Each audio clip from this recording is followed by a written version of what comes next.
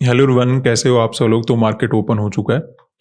Open होते ही market में दोनों तीनों इंडेक्स में हमें सेलिंग नज़र आ रहा है, लेकिन हमें यहाँ पे बाय का ट्रेड करना है। जिस प्रकार का मार्केट ने कल का चार्ट बना रखा था, ये जो आपको डाउन साइड का मोमेंटम नज़र आ रहा है, मे भी एक ट्रैप वगैरह हो सकता है। तो कॉल साइड में हम यहाँ पे काम करने वाले हैं। सबसे पहले बैंक निफ्टी में अपना पोर्शन ऐड कर लेते हैं। 1050 क्वांटिटी ऐड करेंगे। उसके बाद सेकेंड पोर्शन बना लेते हैं सेम क्वांटिटी के साथ। अब देखिए, जहाँ पे हम ट्रेड बना रहे हैं, थोड़ा ट्रेड अपना रिस्की लग रहा है कि मार्केट गिर रहा है, फिर भी हम कॉल साइड का ट्रेड बना रहे हैं। ऐसा लगेगा कि मार्केट में भी रिकवरी ना करें। लेकिन देखिए, अगर मेरा कल लॉस होता तो आज मैं ऐसा रिस्क नहीं लेता। अब कल हमने ठीक ठाक प्रॉफिट बनाया था, तो आज हम थोड़ा सा रिस्की ट्रेड ले सकते हैं। तो सिचुएशन के अकॉर्डिंग हम डिसाइड करते हैं कि मार्केट के अंदर कहाँ पे हमें कितना रिस्क लेना है। अगर अपना वीक अच्छा नहीं चल रहा होता तो थोड़ा ट्राई करते कि रिस्क फ्री ट्रेड लेंगे, जब रिकवरी आता तब हम काम करने की कोशिश करते। अब हम ठीक ठाक प्रॉफिट बना रहे हैं, तो यहाँ पे थोड़ा सा रिस्क लेके काम करेंगे ताकि हम अच्छा प्रॉफिट मार्केट के अंदर बना पाएँ अगर अपनी ट्रेड में प्रॉफिट बनता है। 1275 क्वांटिटी बाय करेंगे। तो इसलिए मैं बोलता हूँ कि अगर कोई नया ट्रेडर है, उनको तो ऐसी मार्केट में रिस्क नहीं लेना चाहिए, क्योंकि रिस्क थोड़ा सा बढ़ जाता है। मार्केट गिर रहा है, मे भी कितना भी गिर जाए, लेकिन ओवरऑल क्या होता है, एक सिचुएशन को समझने के बाद और स्पेशली आप अपनी सिचुएशन को समझने के बाद अगर डिसाइड करते हो कि मार्केट के अंदर यहाँ पे काम करना है या फिर नहीं करना, यहाँ पर आप कितना रिस्क ले सकते हो, उसके अकॉर्डिंग आप डिसाइड कर सकते हो कि आपको यहाँ पे काम करना है या फिर नहीं करना। जब हम एसएल हंटिंग के अकॉर्डिंग काम करते हैं और जहाँ पे हम एंट्री वगैरह लेते हैं एसएल हंटिंग के अकॉर्डिंग, वो इतना कंफर्ट जोन होता नहीं। ज़्यादातर ट्रेडर वहाँ पे इग्नोर करते हैं, क्योंकि डर रहता है कि मार्केट में गिरावट होता कितना गिर जाए।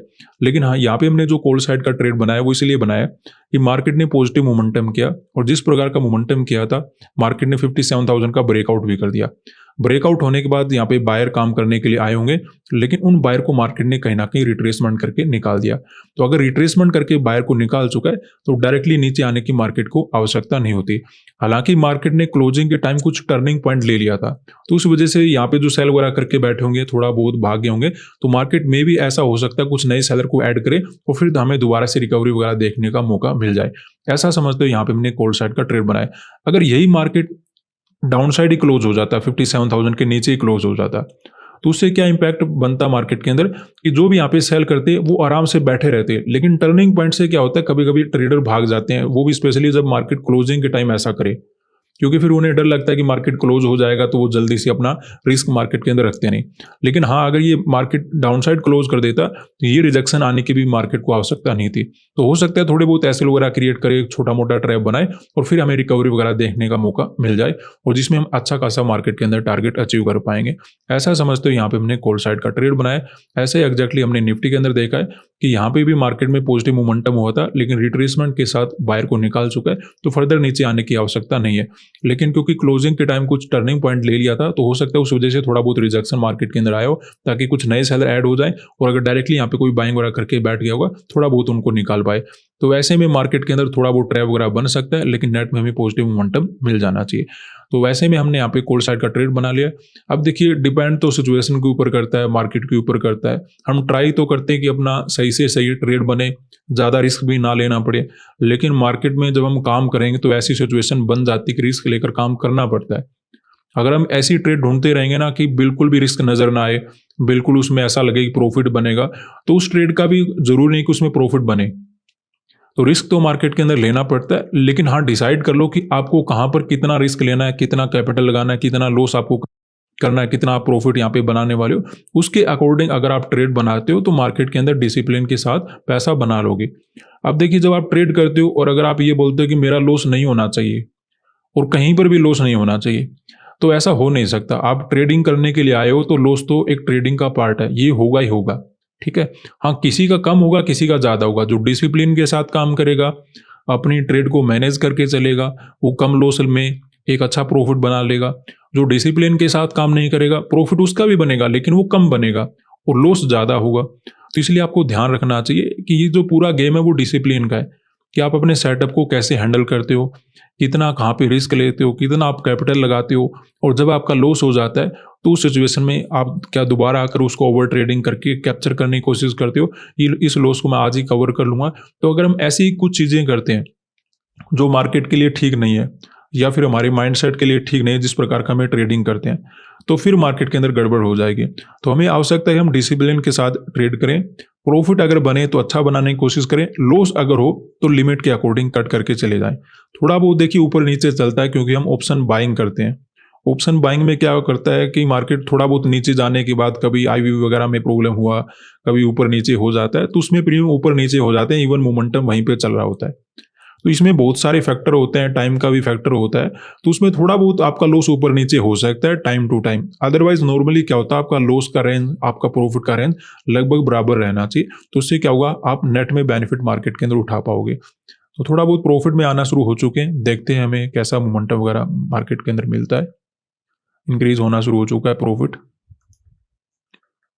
थोड़ा बहुत रिकवरी हो रहा है, देखते हैं क्या होता है। अभी हम वेट करेंगे।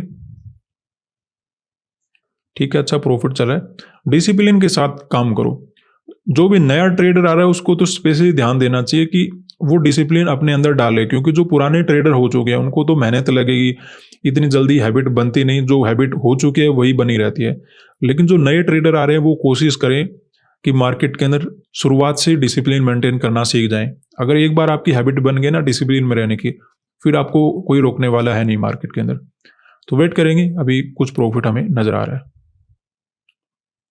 तो यहाँ पे देखिए अपने ट्रेड में ठीक ठाक प्रॉफिट चलना शुरू हो चुका है। तो जब हम ट्रेड बना रहे थे तो ऐसा लग रहा था कि मार्केट गिर जाएगा, पता नहीं कितना गिरने वाला है। अब देखिए जब हमें प्रॉफिट नजर आ रहा है तो कितना अच्छा लग रहा है। तो थोड़ा सा रिस्क तो मार्केट के अंदर लेना पड़ता है। दूसरी बात आपको यहाँ पे ये भी देखनी चाहिए कि मार्केट ट्रैप कैसे बनाता है। जैसे यहाँ पे आपको क्या नजर आ रहा है कि बैंक निफ्टी ने क्या किया, क्लोजिंग प्राइस का छोटा मोटा ब्रेकडाउन कर दिया, ताकि मार्केट में जो डायरेक्टली बाइंग करने वाले थे उनकी साइकोलॉजी चेंज कर पाए और कुछ नए सेलर को मार्केट ऐड कर पाए। ऐसा ही आपको सेंसेक्स में नजर आएगा कि कुछ रिजेक्शन दे दिया, 82,500 के लेवल का ब्रेकडाउन कर दिया, ताकि यहाँ पे जो डायरेक्टली बाइंग करना पसंद कर रहे थे कि कल मार्केट ऊपर जाने वाला है, उनकी साइकोलॉजी चेंज हो जाए, और दूसरा यहाँ पे कुछ नए सेलर ऐड हो जाए। और जैसे ही ऐड हुए मार्केट ने फिर से रिकवरी करना शुरू कर दिया।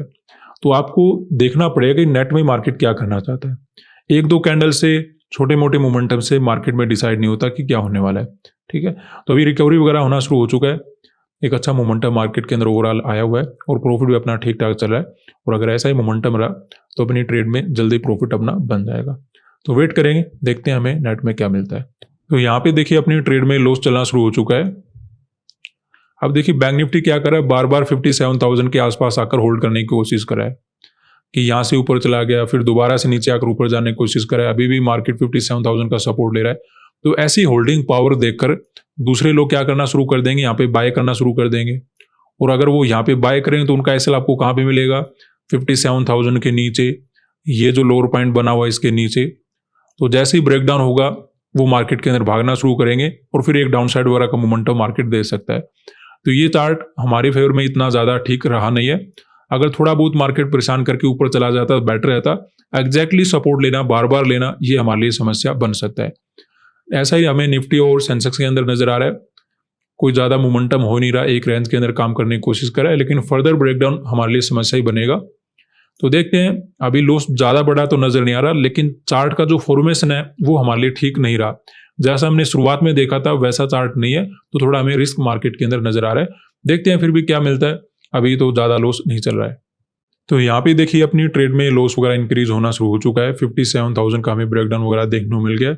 तो मार्केट देखिए कितना ज़्यादा परेशान करता है। जाना इसको नीचे नहीं है, लेकिन कैंडल ऐसे बनाएगा कि मैं गिर रहा हूँ, मैं ये कर रहा हूँ, वो कर रहा हूँ। खैर देखते हैं क्या होता है। अभी तो अपना लॉस वगैरह इंक्रीज हो रहा है। अगर लिमिट के बाहर जाएगा तो हम भाग जाएंगे, अदरवाइज अंडर लिमिट रहता है तो वेट हम यहाँ पे कर लेंगे। तो यहाँ पे देखिए अपना लॉस कम होकर कुछ प्रॉफिट में आना शुरू हो चुके हैं और दोनों तीनों इंडेक्स ने ऊपर चलना भी शुरू कर दिया है। अगर तीनों इंडेक्स एक साथ मोमेंटम करेंगे तो यहाँ पे अपना प्रॉफिट बन सकता है। अगर केवल सिंगल इंडेक्स मोमेंटम करता तो उसमें ऐसी कुछ बात बनती नहीं। तो वेट कर लेते हैं, अगर तीनों इंडेक्स एक साथ मोमेंटम करें तो मे भी हम ठीक ठाक प्रॉफिट मार्केट के अंदर बना पाएं। अदरवाइज टाइम तो मार्केट में काफ़ी ज़्यादा हो चुका है, लेकिन एक साथ मोमेंटम के कारण मे भी हमें कुछ अच्छा प्रॉफिट मिल जाए। तो यहाँ पे देखिए अपने ट्रेड में ठीक ठाक प्रॉफिट चलना शुरू हो चुका है। अगर ये ब्रेकआउट मिल गया तो बहुत अच्छी बात रहेगी। जितना हमने वेट किया ना उसका हमें बेनिफिट मिल जाएगा। देखते हैं, इतना जल्दी ब्रेकआउट तो नहीं करने वाला, लेकिन अगर हो जाता है ना तो बेटर रहेगा, टाइम के साथ ही अपना काम बन जाएगा। अभी थोड़ा बहुत वेट कर लेते हैं। तो यहाँ पे अपना ट्रेड हम बुक कर लेते हैं। एक ठीक ठाक ब्रेकआउट मार्केट के अंदर हो चुका है। और अब देखिए थोड़ा बहुत रिजेक्शन वगैरह फिर से आना शुरू हो चुका है, तो ऐसे हम फर्दर रिस्क नहीं रखेंगे क्योंकि ऑलरेडी हम अच्छा प्रॉफिट बना चुके हैं, टाइम भी काफ़ी ज़्यादा स्पेंड हो चुका है। तो ऐसे में फर्दर ट्रेड होल्ड करने का ज़्यादा बेनिफिट नजर आ नहीं रहा। हालांकि बैंक निफ्टी के अंदर मोमेंटम और भी हो सकता है, लेकिन ब्रेकआउट के बाद कोई बड़ा ग्रीन कैंडल बन जाता तो डबल ट्रिपल अपना प्रॉफिट बन सकता था। खैर ये भी प्रॉफिट अपने लिए काफ़ी अच्छा रहा। हमने बाइंग क्यों किया था? क्योंकि जिस प्रकार का कल का चार्ट मार्केट ने बना रखा था, अपसाइड का मोमेंटम हुआ, बायर आए होंगे, लेकिन उनको रिट्रेसमेंट करके मार्केट पहले ही निकाल चुका था, तो ऐसे में नीचे जाने की आवश्यकता नहीं थी। हालांकि ओपन होते मार्केट में सेलिंग आ रहा था, लेकिन वहां पे मैं एक्सपेक्टेड कर रहे थे कुछ नए सेलर को ऐड करेगा और फिर मार्केट को ऊपर ही जाना है, क्योंकि बायर को निकाल चुका तो ज्यादा नीचे नहीं जाएगा। लेकिन बार बार सपोर्ट लेने से मार्केट ने यहाँ पे छोटा मोटा ब्रेकडाउन कर दिया था, क्योंकि मार्केट डायरेक्टली ब्रेकआउट तो कर नहीं पा रहा था, बार बार 57,000 का यहाँ पे सपोर्ट बना लिया था। तो ऐसे में दूसरे लोग भी बाइंग करने में इंटरेस्टेड हो जाते हैं, उनका साइकोलॉजी चेंज किया और फिर हमें डायरेक्टली मोमेंटम करता हुआ मार्केट अपसाइड का मोमेंटम करके निकल गया। ओवरऑल अच्छा था। अभी मोमेंटम और भी होना चाहिए, लेकिन क्या है कि एक साथ जितना मोमेंटम कैप्चर करने का मौका मिल जाए उतना अच्छा है। अब थोड़ा बहुत निफ्टी और सेंसेक्स परेशान कर सकते हैं, इसलिए हमने फर्दर ट्रेड को होल्ड किया नहीं, और ऑलरेडी काफी ज्यादा हम टाइम स्पेंड कर चुके हैं। तो एक अच्छा प्रॉफिट बनाने के बाद ट्रेड को एग्जिट करके निकल गए।